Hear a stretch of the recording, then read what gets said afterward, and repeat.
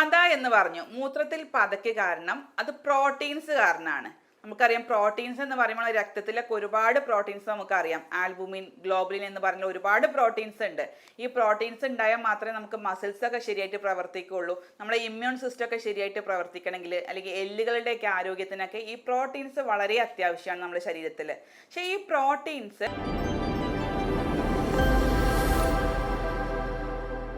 അപ്പോൾ നമ്മൾ പത എന്ന് പറഞ്ഞു. മൂത്രത്തിൽ പതയ്ക്ക് കാരണം അത് പ്രോട്ടീൻസ് കാരണമാണ്. നമുക്കറിയാം പ്രോട്ടീൻസ് എന്ന് പറയുമ്പോൾ രക്തത്തിലൊക്കെ ഒരുപാട് പ്രോട്ടീൻസ് നമുക്കറിയാം. ആൽബുമിൻ, ഗ്ലോബുലിൻ എന്ന് പറഞ്ഞ ഒരുപാട് പ്രോട്ടീൻസ് ഉണ്ട്. ഈ പ്രോട്ടീൻസ് ഉണ്ടായാൽ മാത്രമേ നമുക്ക് മസിൽസ് ഒക്കെ ശരിയായിട്ട് പ്രവർത്തിക്കുകയുള്ളൂ. നമ്മുടെ ഇമ്മ്യൂൺ സിസ്റ്റം ഒക്കെ ശരിയായിട്ട് പ്രവർത്തിക്കണമെങ്കിൽ, അല്ലെങ്കിൽ എല്ലുകളുടെയൊക്കെ ആരോഗ്യത്തിനൊക്കെ ഈ പ്രോട്ടീൻസ് വളരെ അത്യാവശ്യമാണ് നമ്മുടെ ശരീരത്തിൽ. പക്ഷേ ഈ പ്രോട്ടീൻസ് എപ്പോഴാണോ നമുക്ക് കൂടുതലായിട്ട് യൂറിനിലൂടെ, മൂത്രത്തിലൂടെ ലീക്കേജ് വരുന്നത്, അപ്പോഴാണ് നമുക്ക് മൂത്രത്തിൽ പതയായിട്ട് അത് കണ്ടുവരുന്നത്. സാധാരണ നമുക്കറിയാം ഒരു കിഡ്നിയുടെ ഫങ്ഷൻ എന്ന് പറയുന്നത് കുറേ അരിപ്പ പോലെയുള്ള സ്ട്രക്ചേഴ്സ് കിഡ്നിയിലുണ്ട്. ഈ അരിപ്പ വഴിയാണ് അവർ ആവശ്യമില്ലാത്ത സാധനങ്ങളൊക്കെ പുറത്തേക്ക് യൂറിനിലൂടെ വിടുന്നത്. ഈ അരിപ്പകളാണ്. അപ്പോൾ ചെറിയ ചെറിയ ഹോൾസ് ഈ അരിപ്പയിൽ ഉണ്ടാവുള്ളൂ. പക്ഷേ ആ ഹോൾസ് വലുതായി കഴിഞ്ഞാൽ, അല്ലെങ്കിൽ കിഡ്നിയുടെ അരിപ്പകളുടെ ഫങ്ഷൻസ് എന്തെങ്കിലും ബുദ്ധിമുട്ട് ഉണ്ടായി കഴിഞ്ഞാൽ, ഈ ഹോൾസ് വലുതായി കഴിഞ്ഞാൽ അതിലൂടെ കുറേ നമുക്ക് ആവശ്യമുള്ള സാധനങ്ങൾ വരെ അതിലൂടെ ലീക്കായിക്കൊണ്ടിരിക്കും. അതാണ് പിന്നീട് യൂറിനിലൂടെ പോയിക്കൊണ്ടിരിക്കുന്നത്. ആ ഒരു സാഹചര്യമാണ് നമ്മൾ മൂത്രത്തിൽ പത എന്നുള്ള സാഹചര്യമായിട്ട് വരുന്നത്. കാരണം പ്രോട്ടീൻസ്, നമുക്ക് ആവശ്യമുള്ള പ്രോട്ടീൻസ് വരെ ഈ യൂറിനിലൂടെ, അരിപ്പ വഴി യൂറിനിലൂടെ പുറത്തേക്ക് കളയുന്ന ഒരവസ്ഥയാണ് നമ്മൾ മൂത്രത്തിൽ പത എന്ന് കണ്ടുവരുന്നത്. ഇത് നമ്മൾ സയൻറ്റിഫിക്കലി ഇതിനെ പറയുന്നത് മൈക്രോ ആൽബുമിനൂറിയ അല്ലെങ്കിൽ പ്രോട്ടീനൂറിയ എന്ന് പറയും. അപ്പോൾ മിക്ക ആളുകളും ചോദിക്കുന്നൊരു സംശയമാണ്, ഡോക്ടറെ സാധാരണ യൂറിനിലൂടെ പ്രോട്ടീൻ പോകുന്നില്ലേ, എന്തുകൊണ്ടാണ് ഈ പ്രോട്ടീൻ പോകുന്നത് കൊണ്ട് ഈ പതയായിട്ട് വരുന്നത് എന്ന് ചോദിക്കാറുണ്ട്. അത് ശരി തന്നെയാണ്. സാധാരണ ഒരു നോർമൽ റേഞ്ചിൽ പ്രോട്ടീൻസ് യൂറിനിലൂടെ പോകുന്നുണ്ട്. ആവശ്യമില്ലാത്ത പ്രോട്ടീൻസ് ഒക്കെ യൂറിനിലൂടെ പുറന്തള്ളുന്നുണ്ട്. പക്ഷെ അത് നോർമൽ റേഞ്ചിൽ നമുക്ക് പറയുകയാണെങ്കിൽ 140 മുതൽ 150 മില്ലിഗ്രാം എന്നുള്ള തോതിൽ മാത്രമേ പ്രോട്ടീൻ പോകുന്നുള്ളൂ. ആ പ്രോട്ടീനിൽ തന്നെ ആൽബുമിൻ എന്നുള്ള പ്രോട്ടീൻ്റെ അളവ് വളരെ കുറവാണ്. ഒരു 30 മില്ലിഗ്രാമിനേക്കാളും താഴെ മാത്രമേ ആൽബുമിൻ്റെ അളവ് ഉണ്ടാവുള്ളൂ. പക്ഷേ ഈ ചില രോഗികളിൽ, കിഡ്നി സംബന്ധമായിട്ടുള്ള രോഗികളിൽ, അല്ലെങ്കിൽ മറ്റ് പല കാരണങ്ങൾ കൊണ്ടൊക്കെ ചില ആളുകളിൽ ഈ ആൽബുമിൻ എന്ന് പറഞ്ഞിട്ടുള്ള പ്രോട്ടീന് കൂടുതലായിട്ട് ഇതിലൂടെ യൂറിനിലൂടെ പുറത്തേക്ക് വരുന്നുണ്ട്. പ്രത്യേകിച്ച് 30 മില്ലിഗ്രാമിനേക്കാളും കൂടുതൽ, ചില ആളുകളിൽ 300 മില്ലിഗ്രാമിനേക്കാളൊക്കെ കൂടുതലായിട്ട് കണ്ടുവരുന്നുണ്ട്. അത് കുറച്ച് നമ്മൾ ശ്രദ്ധിക്കേണ്ട കാര്യം തന്നെയാണ്. അപ്പോഴാണ് നമ്മളിതിനെ ആൽബുമിനൂറിയ അല്ലെങ്കിൽ മൈക്രോ ആൽബുമിനൂറിയ എന്നൊക്കെ പറയുന്ന ഒരു കണ്ടീഷനിലേക്ക് അതെത്തുന്നത്. നമ്മൾ ഇതിനെക്കുറിച്ച് വ്യക്തമായിട്ടൊന്ന് പറയുന്നുണ്ട്. അപ്പോൾ ഈ മൂത്രത്തിൽ പത എന്ന് പറയുന്ന ഈ കണ്ടീഷന് കാരണം പല കാരണങ്ങളുണ്ട്. പ്രത്യേകിച്ച് നമുക്കറിയാം സാധാരണ നമ്മൾ മൂത്രം ഒഴിക്കുമ്പോൾ, പ്രത്യേകിച്ച് നമ്മളറിയാം വെള്ളം കുടിക്കാൻ നമ്മൾ വളരെയധികം മടി കാണിക്കുന്ന ആൾക്കാരാണ്. ഇപ്പോൾ വെള്ളം കൂടി കുറയുന്ന സാഹചര്യങ്ങളിൽ മൂത്രം ഒന്നുകൂടെ കോൺസെൻട്രേറ്റഡ് ആയിട്ട് പുറത്തേക്ക് പോകാനുള്ള സാധ്യതയുണ്ട്.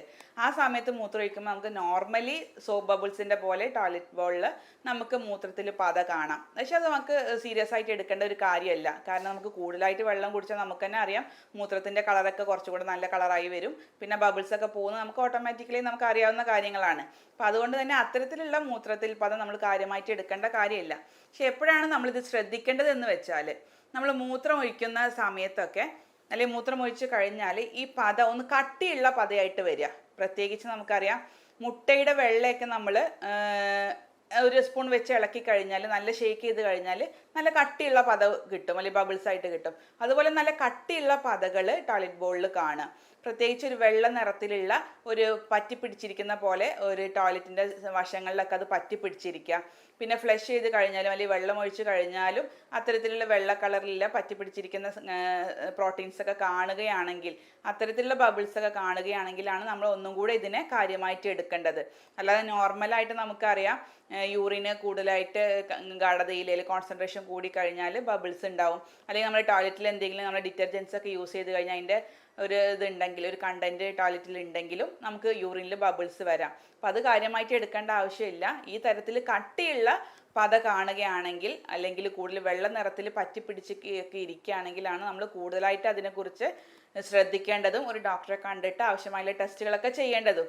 അപ്പോൾ നമ്മൾ ആദ്യം പറഞ്ഞ കേസ് നമുക്കറിയാം, നമ്മൾ കൂടുതലായിട്ട് ശ്രദ്ധിക്കേണ്ട ആവശ്യമില്ലാത്ത പത പറഞ്ഞു. അപ്പോൾ അത്തരത്തിലുള്ള മൂത്രത്തിൽ പതയ്ക്ക് കാരണക്കാരനായിട്ടുള്ള കുറച്ച് കാര്യങ്ങളുണ്ട്. ഒരു 8-10 കാരണങ്ങൾ കൊണ്ട് നമുക്ക് സാധാരണയായിട്ട് മൂത്രത്തിൽ പത കാണാം. അപ്പോൾ അത് ഇതൊക്കെയാണെന്ന് ആദ്യം പറയാം. അതിൽ ഏറ്റവും ആദ്യം നമുക്ക് ഒന്നാമത്തെ കാരണമായിട്ട് പറയുന്നത് വെള്ളം കൂടി കുറയുന്നത് തന്നെയാണ്.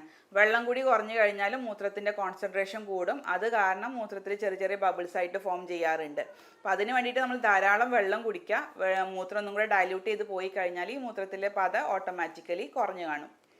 പിന്നെ രണ്ടാമത്തെ ഒരു കണ്ടീഷൻ എന്ന് പറയുന്നത് യൂഷ്വലി നമ്മൾ കൂടുതലായിട്ട് യൂറിനറി ട്രാക്ട് ഇൻഫെക്ഷൻസ്, പ്രത്യേകിച്ച് മൂത്രത്തിൽ ഇൻഫെക്ഷൻസ് ഒക്കെ ഇടക്കിടക്ക് വരുന്ന ആളുകളിൽ വേറെ എന്തെങ്കിലും ഇൻഫെക്ഷൻസ് ശരീരത്തിൽ ഉണ്ടെങ്കിലൊക്കെ മൂത്രത്തിൽ പത കാണാം.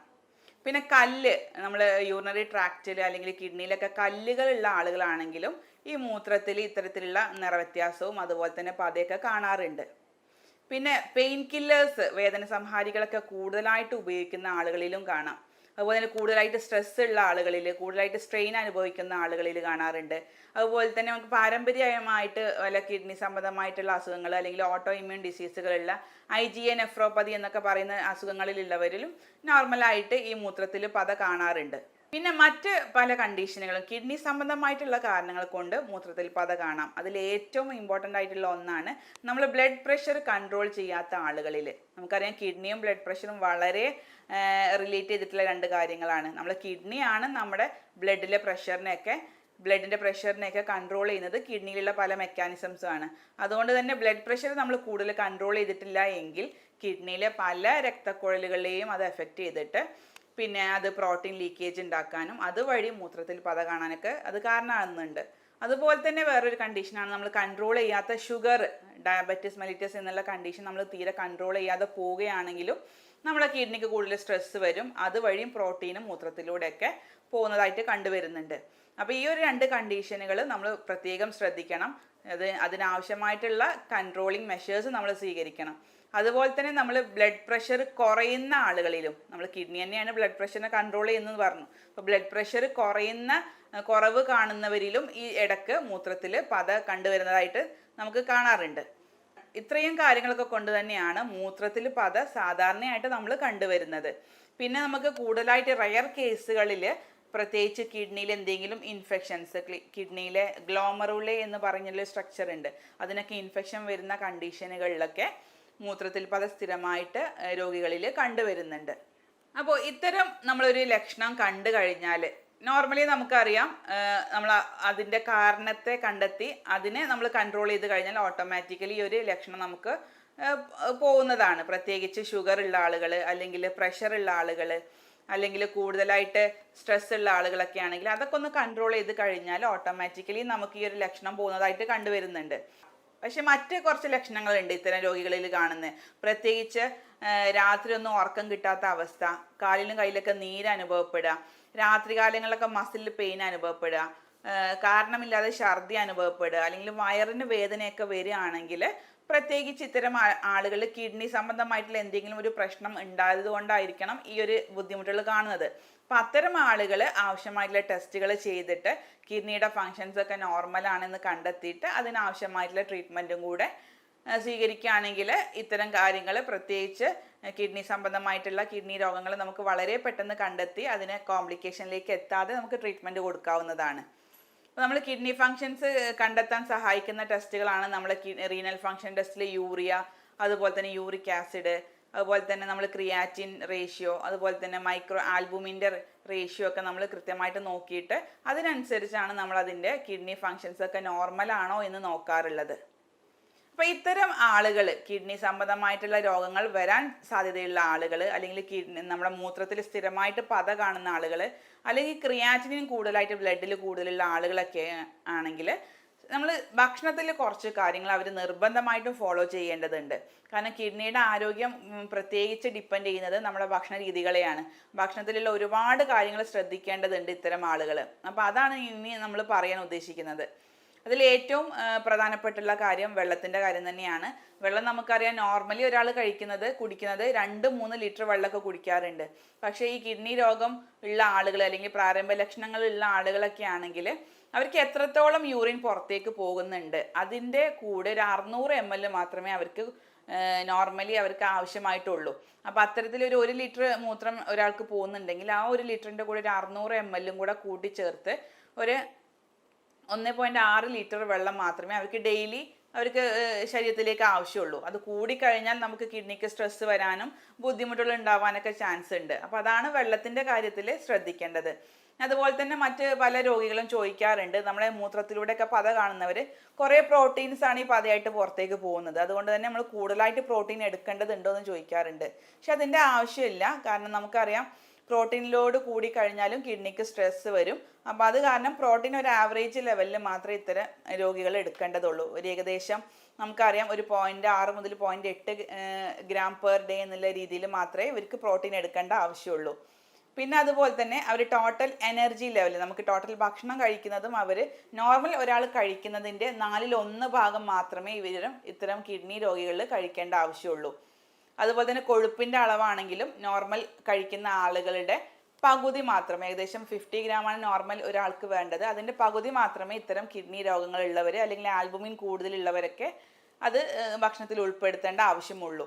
അതുപോലെ തന്നെയാണ് നമ്മുടെ ഉപ്പിൻ്റെ കാര്യത്തിലും. ഉപ്പ് വളരെയധികം ശ്രദ്ധിക്കേണ്ട ഒരു കാര്യമാണ്. കാരണം ബ്ലഡ് പ്രഷർ കൺട്രോൾ ആവാതിരിക്കാൻ പ്രധാനപ്പെട്ടുള്ള ഒരു കാരണം നമ്മുടെ അമിതമായിട്ടുള്ള ഉപ്പിൻ്റെ ഉപയോഗമാണ്. അപ്പോൾ പ്രത്യേകിച്ച് നമുക്കറിയാം ഉപ്പ് എന്ന് പറയുമ്പോൾ നമ്മൾ കറികളിൽ ഇടുന്ന ഉപ്പ് മാത്രമല്ല, നമ്മൾ കഴിക്കുന്ന ബേക്കറി പലഹാരങ്ങളിലും പുറമേ നിന്നുള്ള ഫാസ്റ്റ് ഫുഡിലൊക്കെ ഒരുപാട് ഉപ്പുണ്ട്. അപ്പോൾ ടോട്ടൽ ഉപ്പിൻ്റെ അളവ് എന്ന് വെച്ചാൽ ഏകദേശം 2 ഗ്രാമിനേക്കാളും താഴെ മാത്രമേ ഇത്തരം ലക്ഷണങ്ങളുള്ള ആളുകൾ കഴിക്കാൻ പാടുള്ളൂ. നോർമൽ ഒരാൾക്കാർ എന്ന് വെച്ചാൽ ഏകദേശം 6-8 ഗ്രാംസ് ഒക്കെ ഡെയിലി ഒരാളുടെ ശരീരത്തിലേക്ക് എത്തുന്നുണ്ട്. അപ്പോൾ ഇത്തരം ആളുകളിൽ 2 ഗ്രാംസ് മാക്സിമം പാടുള്ളൂ. പിന്നെ അതുപോലെ തന്നെ ചോദിക്കുന്ന വേറൊരു സംശയമാണ് സോഡിയം, പൊട്ടാഷ്യം, ഫോസ്ഫറസ് ലവണങ്ങളുടെ അളവുകളും അതുപോലെ തന്നെ അത് അടങ്ങിയിട്ടുള്ള ഏതൊക്കെ ഭക്ഷണങ്ങളാണ് നമ്മൾ കഴിക്കാൻ പാടില്ലാത്തത്, ഏതൊക്കെ ഭക്ഷണമാണ് നമ്മൾ കഴിക്കേണ്ടതെന്ന് പല ആൾക്കാരും സംശയം ചോദിക്കാറുണ്ട്. അപ്പോൾ അത് നമ്മൾ ക്ലിയർ ആയിട്ട് പറയുന്നുണ്ട്. ഒട്ടുമിക്ക ആളുകൾ ഒ പിയിൽ ചോദിക്കുന്ന ഒരു സംശയമാണിത്. അപ്പോൾ ആദ്യം തന്നെ പറയാം, സോഡിയത്തിൻ്റെ കാര്യം പറയാം. സോഡിയം എന്ന് പറയുമ്പോൾ നമുക്കറിയാം നോർമൽ ഒരു ആവറേജ് ലെവലിൽ നമുക്ക് സോഡിയം ആവശ്യമാണ് ശരീരത്തിന്. ഒട്ടുമിക്ക നമ്മളെ മസിൽസിൻ്റെ പ്രവർത്തനങ്ങൾക്കും നമ്മളെ മറ്റ് പല ആവശ്യങ്ങൾക്കും സോഡിയം അത്യാവശ്യമാണ്. അപ്പോൾ ഒരു ആവറേജ് ലെവലിൽ സോഡിയം മെയിൻറ്റെയിൻ ചെയ്ത് കൊണ്ടുപോവുക. പക്ഷെ കൂടുതൽ സോഡിയം അടങ്ങിയിട്ടുള്ള ഭക്ഷണം നിർബന്ധമായിട്ടും ഒഴിവാക്കണം. അതിൽ പെട്ടവയാണ് നമ്മുടെ സോഡിയം കൂടുതലുള്ള നമ്മുടെ ഉപ്പിലിട്ട പലഹാരങ്ങൾ അല്ലെങ്കിൽ ഉപ്പിലിട്ട നമ്മുടെ അച്ചാറുകൾ എന്നിങ്ങനെയുള്ള അല്ലെങ്കിൽ അജിനോമോട്ടോ അല്ലെങ്കിൽ കാനിലുള്ള ഫുഡുകൾ, പ്രോസസ്ഡ് ഫുഡുകളൊക്കെ പൂർണ്ണമായിട്ടും ഒഴിവാക്കുക. അതുപോലെ തന്നെ പൊട്ടാഷ്യം കൂടുതലുള്ള ഭക്ഷണങ്ങളും ഇത്തരം രോഗികൾ, പ്രത്യേകിച്ച് ആൽബുമിനും ക്രിയാറ്റിനും ഒക്കെ കൂടുതലുള്ള ആളുകൾ പൊട്ടാഷ്യം കൂടുതലുള്ള ഭക്ഷണങ്ങളും ഒഴിവാക്കേണ്ടതുണ്ട്. കരിക്കിൻ വെള്ളം പൊട്ടാഷ്യം കൂടുതലുള്ള ഒരു ഡ്രിങ്ക് തന്നെയാണ്, അത് ഒഴിവാക്കുക. അതുപോലെ തന്നെ നമ്മൾ നേന്ത്രപ്പഴം പുഴുങ്ങിയതാണെങ്കിൽ വലിയ പ്രശ്നമില്ല, അതിൻ്റെ പൊട്ടാഷ്യത്തിൻ്റെ കണ്ടൻ്റൊക്കെ കുറഞ്ഞു കിട്ടും. പക്ഷേ ആസ് സച്ച് നമുക്ക് നേന്ത്രപ്പഴം ഒരിക്കലും കഴിക്കാൻ പാടില്ല ഇത്തരം കിഡ്നി രോഗികളിൽ കേട്ടോ. അതുപോലെ തന്നെ നമുക്ക് ചേന, ചേമ്പ്, പൂള, ഉരുളക്കിഴങ്ങ് എന്നിവയും പൂർണ്ണമായിട്ട് ഒഴിവാക്കുക. പിന്നെ നമുക്ക് കടൽ മത്സ്യങ്ങൾ, ചെമ്മീൻ, ഞണ്ട് പോലത്തെ കടൽ മത്സ്യങ്ങൾ ഒഴിവാക്കണം. അതുപോലെ തന്നെ ചീര, മുരിങ്ങാക്കായയും ഒഴിവാക്കുന്നത് വളരെയധികം നല്ലതാണ്. ഇതുപോലെ തന്നെയാണ് ഫോസ്ഫറസ് അടങ്ങിയിട്ടുള്ള ഭക്ഷണങ്ങളും ഇത്തരം രോഗികൾ ഒഴിവാക്കേണ്ടതുണ്ട്. പ്രത്യേകിച്ച് പാലുൽപ്പന്നങ്ങളും അതുപോലെ തന്നെ കോള പോലെയുള്ള ബ്ലാക്ക് കളറിലുള്ള എല്ലാ ഡ്രിങ്ക്സും ഒഴിവാക്കുന്നത് വളരെ നല്ലതാണ്. അതുപോലെ തന്നെ നമുക്ക് മാർക്കറ്റുകളിൽ കിട്ടുന്നതാണ് ഇൻസ്റ്റൻ്റ് ആയിട്ടുള്ള കോഫി, ഇൻസ്റ്റൻ്റ് ആയിട്ടുള്ള ഹോർലിക്സ്, ഇൻസ്റ്റൻ്റ് ആയിട്ടുള്ള ബൂസ്റ്റൊക്കെ വളരെ സുലഭമായിട്ടൊന്ന് കിട്ടുന്നുണ്ട്. അപ്പോൾ ഇൻസ്റ്റൻ്റ് ആയിട്ട് കിട്ടുന്ന ഡ്രിങ്ക്സൊക്കെ ഇത്തരം ലക്ഷണങ്ങളുള്ള ആളുകൾ പൂർണ്ണമായിട്ടും ഒഴിവാക്കേണ്ടതുണ്ട്. പിന്നെ സേഫായിട്ട് ഇവർക്ക് കഴിക്കാൻ പറ്റുന്ന ഭക്ഷണങ്ങളാണ്, പ്രത്യേകിച്ച് ഫ്രൂട്ട്സുകളിലാണെങ്കിൽ ആപ്പിൾ നല്ലതാണ്, പൈനാപ്പിള്, പേരക്ക, പിയർ ഇവ സേഫായിട്ട് ഇവർക്ക് കഴിക്കാവുന്നതാണ്. അതുപോലെ തന്നെ പഴുത്ത പപ്പായം സേഫാണ്, വാഴത്തണ്ട് നല്ലതാണ് ഇത്തരം ആളുകളിൽ കേട്ടോ. അതുപോലെ തന്നെ നമുക്ക് കഴിക്കാവുന്ന മറ്റ് കുറച്ച് ഭക്ഷണങ്ങളാണ് നമുക്ക് നോർമലായിട്ടുള്ള മറ്റ് പച്ചക്കറികളും, കൂടുതലായിട്ട് നമ്മൾ സോൾട്ടിൻ്റെ കണ്ടൻറ്റ് ഇല്ലാത്ത പച്ചക്കറികളും ഇവർക്ക് ഉപയോഗിക്കാവുന്നതാണ്. പക്ഷേ പച്ചക്കറികളിലൊക്കെ ചില പച്ചക്കറികളിൽ സോഡിയം, പൊട്ടാഷ്യം കൂടുതലായിട്ടുണ്ട്. അത്തരം പച്ചക്കറികൾ നമ്മൾ ചെയ്യേണ്ടത് ഒന്ന് വെള്ളത്തിലിട്ട് നല്ലപോലെ ബോയിൽ ചെയ്യുക, തിളപ്പിച്ചെടുക്കുക. എന്നിട്ട് ആ തിളപ്പിച്ച വെള്ളം ഊറ്റിക്കളഞ്ഞിട്ട് ആ പച്ചക്കറികൾ നമുക്ക് അതുപോലെ ഉപയോഗിക്കാവുന്നതാണ്. അപ്പോൾ അതിൻ്റെ സോഡിയത്തിൻ്റെ, പൊട്ടാഷ്യത്തിൻ്റെ ഒക്കെ കണ്ടൻറ്റ് കുറഞ്ഞിട്ട് നമുക്ക് സേഫ് ആയിട്ടുള്ള രീതിയിൽ ഈ പച്ചക്കറികൾ നമ്മുടെ ശരീരത്തിലേക്ക് കഴിക്കാവുന്നതാണ്. അപ്പോൾ ഇത്രയും കാര്യങ്ങൾ നമ്മൾ ഇത്തരം രോഗികൾ, പ്രത്യേകിച്ച് മൂത്രത്തിൽ പത സ്ഥിരമായിട്ട് കാണുന്ന ആളുകൾ, BP കൊളസ്ട്രോൾ ഒക്കെ സ്ഥിരമായിട്ട് കൺട്രോൾ ചെയ്യാത്ത ആളുകൾ, ആൽബുമിനും ക്രിയാറ്റിനും ഒക്കെ എപ്പോഴും കൂടി നിൽക്കുന്ന ആളുകളാണെങ്കിൽ ഇത്തരം ഫുഡിൻ്റെ കാര്യങ്ങൾ പ്രത്യേകം ശ്രദ്ധിക്കുക. ഇല്ലെങ്കിൽ അത് ആൽബുമിൻ്റെ അളവ് കൂടാനും ക്രിയാറ്റിനും കൂടാനും പിന്നീട് അത് കിഡ്നി ഫെയിലിയറിലേക്കൊക്കെ എത്താനുള്ള ചാൻസ് വളരെ കൂടുതലാണ്. അപ്പോൾ ആ ഒരു അവസ്ഥയിലേക്ക് എത്താതിരിക്കാൻ ഭക്ഷണ രീതികളിൽ പ്രത്യേകിച്ച് നിങ്ങൾ ശ്രദ്ധിക്കുക. പിന്നെ ചില കേസുകളിൽ നമുക്ക് പ്രത്യേകിച്ച് ആൽബുമിനൊക്കെ കൂടുതലായിട്ട് കണ്ടുവരുന്ന ആളുകളിലൊക്കെ ആണെങ്കിൽ നമുക്ക് വളരെ എഫക്റ്റീവായിട്ടുള്ള ട്രീറ്റ്മെൻറ്റ് തന്നെ എടുക്കേണ്ടി വരും. നമ്മൾ ഇങ്ങനത്തെ കേസുകളിൽ ചെയ്യുന്നത് അവരുടെ ആൽബുമിൻ കൂടാനുള്ള കാരണം, പ്രത്യേകിച്ച് രോഗകാരണം കണ്ടെത്തും. ആ രോഗകാരണം കണ്ടെത്തി അത് കറക്റ്റ് ചെയ്യാനുള്ള മെഷേഴ്സ് നമ്മൾ ആദ്യം പറഞ്ഞു കൊടുക്കാറുണ്ട്. ഇപ്പോൾ BP കൂടുതലുള്ള ആളുകളാണെങ്കിൽ അത് കൺട്രോൾ ചെയ്യാൻ, ഷുഗർ കൂടുതലുള്ളവരാണെങ്കിൽ അത് കൺട്രോൾ ചെയ്യാനുള്ള അവരുടെ ലൈഫ് സ്റ്റൈൽ മോഡിഫിക്കേഷൻസും ഡയറ്റും അതുപോലെ തന്നെ മരുന്നുകളും നമ്മൾ നിർദ്ദേശിക്കാറുണ്ട്. മാത്രമല്ല ഒരുപാട് സ്ട്രെസ്സും സ്ട്രെയിനൊക്കെ അനുഭവിക്കുന്ന ആൾക്കാരാണെങ്കിൽ ആ ഒരു മാനസികവും ശാരീരികവുമായിട്ടുള്ള എല്ലാ നമ്മൾ വ്യത്യാസങ്ങളും കണക്കിലെടുത്തുകൊണ്ട് അവർക്ക് സമാനമായിട്ടുള്ള അല്ലെങ്കിൽ അനുയോജ്യമായിട്ടുള്ള ഒരു കോൺസ്റ്റിറ്റ്യൂഷണൽ ട്രീറ്റ്മെൻ്റ് ആണ് നമ്മൾ ഇങ്ങനത്തെ കേസുകളിൽ നൽകി വരുന്നത്. അതുകൊണ്ട് തന്നെ ഒരുപാട് രോഗികൾക്ക് കാലാകാലം മരുന്ന് എടുക്കാതെ തന്നെ വളരെ എഫക്റ്റീവായിട്ട് ഇങ്ങനത്തെ കേസുകൾ നമുക്ക് മാനേജ് ചെയ്യാൻ കഴിഞ്ഞിട്ടുണ്ട്. മാത്രമല്ല ഇതിൻ്റെ കൂടെ ഇത്തരം ഞാൻ മുകളിൽ പറഞ്ഞ എല്ലാ ഭക്ഷണ രീതികളും നിങ്ങൾ ഫോളോ ചെയ്യുക. വളരെ എഫക്റ്റീവായിട്ട് ഇങ്ങനത്തെ കാര്യങ്ങൾ, പ്രത്യേകിച്ച് കിഡ്നി സംബന്ധമായിട്ടുള്ള അസുഖങ്ങൾ വളരെ എഫക്റ്റീവായിട്ട് നമുക്ക് കൺട്രോളിൽ കൊണ്ടുവരാനും അത് കിഡ്നിയുടെ മറ്റ് പല കോംപ്ലിക്കേഷൻസിലേക്കും എത്താതെ നമുക്ക് വളരെ മാനേജ് ചെയ്യാനും കഴിയുന്നതാണ്. ഇപ്പോൾ കിഡ്നിക്ക് അറിയാം, നമ്മൾക്ക് പെട്ടെന്ന് നമ്മളെ കിഡ്നി എന്നൊക്കെ പറയുന്നത് വളരെ പെട്ടെന്ന് നമുക്ക് അസുഖങ്ങൾ വരുന്നതും നമ്മൾ തീരെ ശ്രദ്ധിച്ചിട്ടില്ലെങ്കിൽ അത് കിഡ്നി ഫെയിലിയറിലേക്കും ഡയാലിസിസിലേക്കൊക്കെ എത്താൻ സാധ്യതയുള്ള കണ്ടീഷനുകളാണ്. അപ്പോൾ അതിലേക്കൊന്നും എത്താതെ ഇരിക്കാൻ ഞാൻ ഈ പറഞ്ഞ കാര്യങ്ങൾ നിങ്ങൾ കൃത്യമായിട്ട് ഫോളോ ചെയ്യുക. അപ്പോൾ ഇതുമായി ബന്ധപ്പെട്ട എന്തെങ്കിലും സംശയങ്ങൾ ഉണ്ടെങ്കിൽ, എന്തൊക്കെ ഭക്ഷണങ്ങൾ കഴിക്കണം അല്ലെങ്കിൽ എന്തൊക്കെ ഭക്ഷണം കഴിക്കാതിരിക്കേണ്ടത്, ഏതൊക്കെ ട്രീറ്റ്മെൻ്റ് ആണ് എടുക്കേണ്ടത് എന്നിങ്ങനെയുള്ള സംശയങ്ങൾ നിങ്ങൾക്ക് ഉണ്ടെങ്കിൽ താഴെ കാണുന്ന വാട്സപ്പ് നമ്പറിൽ നിങ്ങൾക്ക് എന്നെ നേരിട്ട് ബന്ധപ്പെടാവുന്നതാണ്, അല്ലെങ്കിൽ മെസ്സേജ് ചെയ്യാവുന്നതാണ്. നേരിട്ട് വരാൻ ബുദ്ധിമുട്ടുള്ള, കിഡ്നി സംബന്ധമായിട്ടുള്ള ബുദ്ധിമുട്ടുള്ളവർ നമുക്ക് ഓൺലൈൻ വഴി കൺസൾട്ടേഷൻ എടുത്തിട്ട് മരുന്നുകൾ എത്തിച്ചേരുന്ന സംവിധാനം ഇപ്പോൾ ലഭ്യമാണ്. അപ്പോൾ ഇത്തരത്തിലുള്ള സംശയങ്ങൾക്ക് നിങ്ങൾക്ക് താഴെ കമൻ്റായിട്ട് രേഖപ്പെടുത്താം, അല്ലെങ്കിൽ നേരിട്ട് ബന്ധപ്പെടാവുന്നതാണ്. അപ്പോൾ ഇത്തരം ഇൻഫർമേഷൻസ് പരമാവധി ഇത്തരം ലക്ഷണങ്ങൾ കാണുന്നവർക്ക്, പ്രത്യേകിച്ച് കിഡ്നി രോഗങ്ങളുമായിട്ട് ബുദ്ധിമുട്ടുന്നവർക്ക് പരമാവധി ഒരു ഇൻഫർമേഷൻസ് നിങ്ങൾ പരമാവധി എത്തിക്കാൻ ശ്രദ്ധിക്കുക. ഒരുപാട് ആളുകൾക്ക് ഉപകാരമാകുന്ന വീഡിയോ ആണെന്ന് വിചാരിക്കുന്നു. സ്നേഹത്തോടെ doctor Shahala CH, doctor Basil Soumya hospital, Pandikkad, Malappuram ജില്ല.